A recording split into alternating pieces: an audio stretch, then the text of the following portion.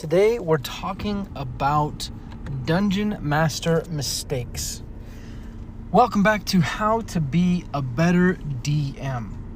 I'm your host, Justin Lewis, and this is the show for Dungeon Masters who get the Dice Goblins. They get the bards who want to seduce everything, and they get the barbarians who just want to break stuff.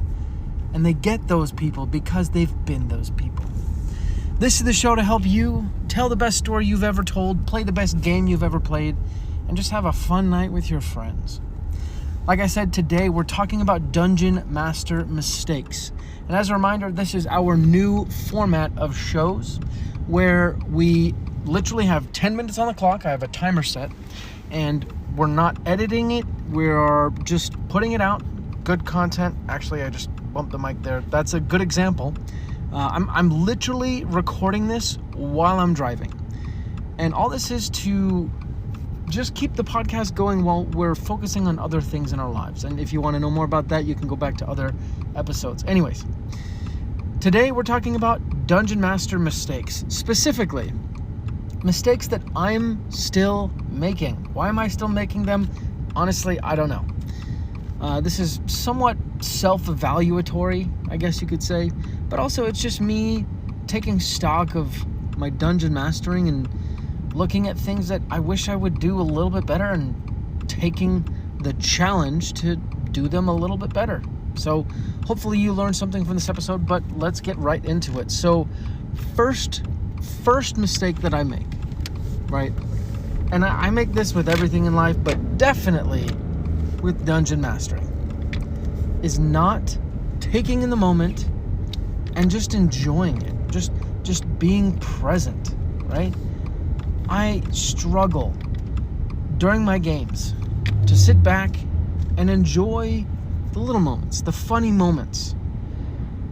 You know, I don't want to wax philosophical, but you never know when you're going to play your last game with your current group. You never know when you're going to play your last game ever. Life is short, it's fragile, and it's so precious.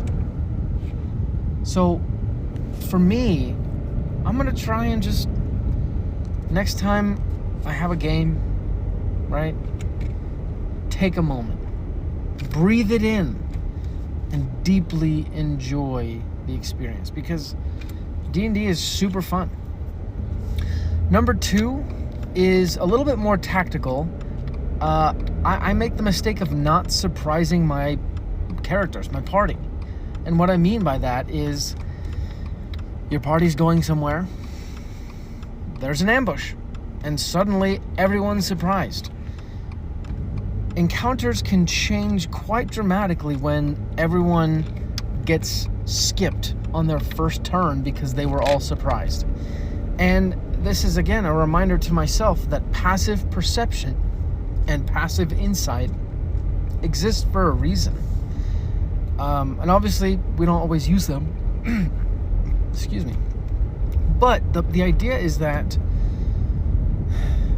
when you take the time to really think about your encounters rather than just rolling them on some sort of table, unless the table has this built in, you can plan so many fun, cool little nuances, just like the party's walking through the woods. What's everyone's passive perception?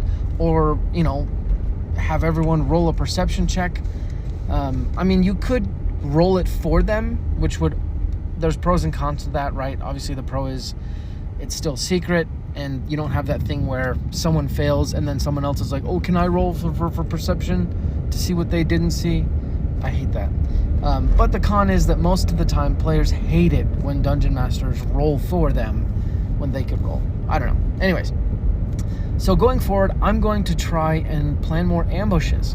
And obviously that's sort of a blanket statement of just buffing up my encounters, adding in little things here and there to make them more fun, make the focus less on fighting and more on getting something done.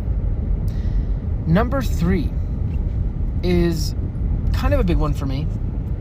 I make the mistake of trying to be a dungeon master that I'm not. And this This is like a deep psychological issue that I have. But when it comes down to it, I tend to compare myself to other people a lot, way too much.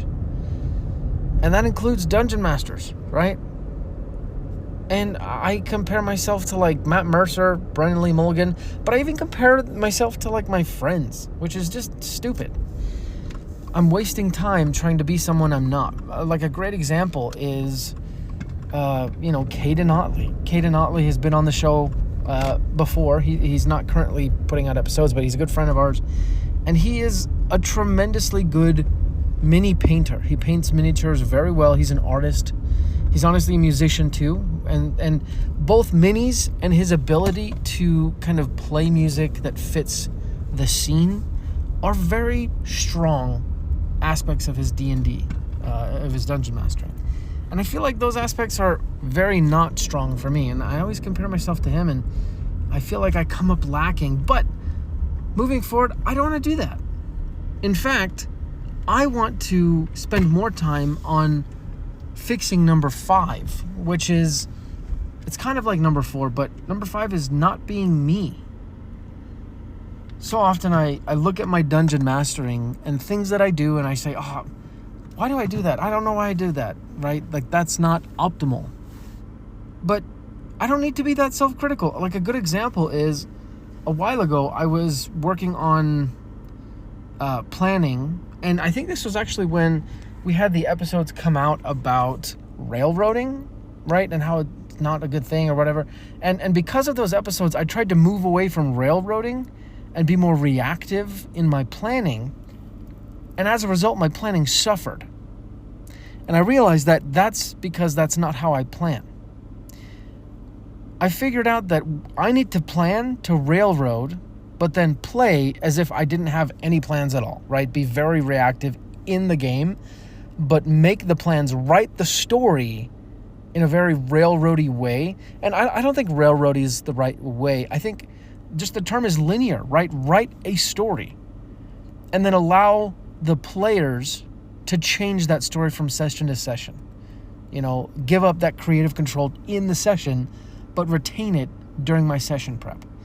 And I've gone back to doing that, right? And I still make the mistake, but I've gone back to writing that way, writing my sessions, and things have gone so much better because I know the story I'm trying to tell, but I'm still working on that balance.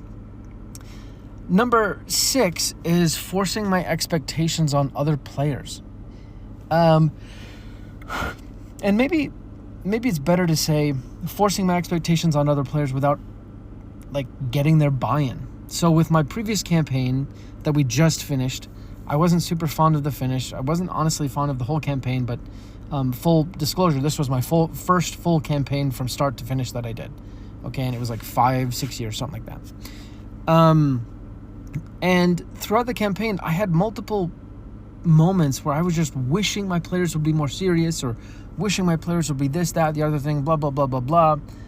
But I never asked them to be that. I just wanted them to be that in my head, and that's not fair.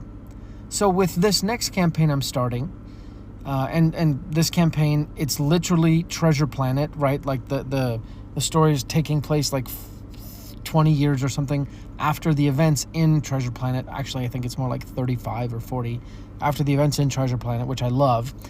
And I'm trying to be as explicit with my players as possible, right? Like, hey guys, we're going to do the 70-30 rule, right? 70% traditional pirate stuff, 30% sci-fi. That's how you make your characters. When it comes to magic, we're using Pirates of the Caribbean rules, right? So magic exists, but most people don't believe in it, and most people are superstitious, and magic has to kind of fit within these lines. And I'm helping my players create characters that fit. And I'm trying to explain my expectations as much as possible. And I think that's important so that way your players are fully aware of what they're getting into when they play the game, when they play with you. And I think that's really the best way that everyone can have fun.